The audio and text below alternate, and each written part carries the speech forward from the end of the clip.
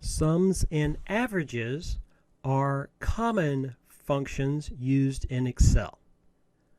Sums are used to total the values in a range of cells. Go and click on cell B9 in your workbook.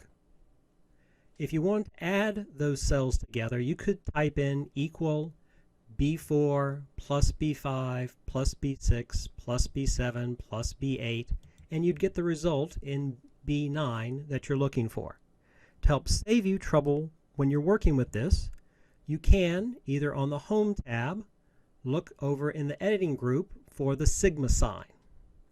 On the sigma sign, if you click the drop down, you'll see Sum. Click on that, and you'll see it builds your formula for you using the sum function.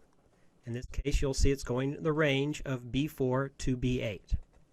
If it was not selecting the right cells, with it highlighted, you could click and drag to select the range that you want to work with. Once you have that selected, you can either hit enter or up on the formula bar, click on the check mark to accept that information, and you should end up with 108,330.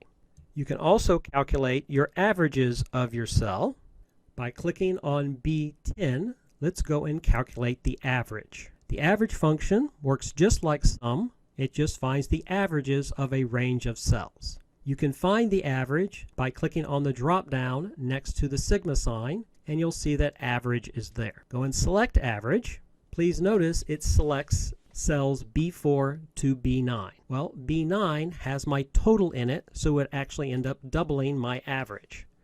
With it selected, please go and click and drag from B4 down to B8 to select the appropriate cells for us to work with.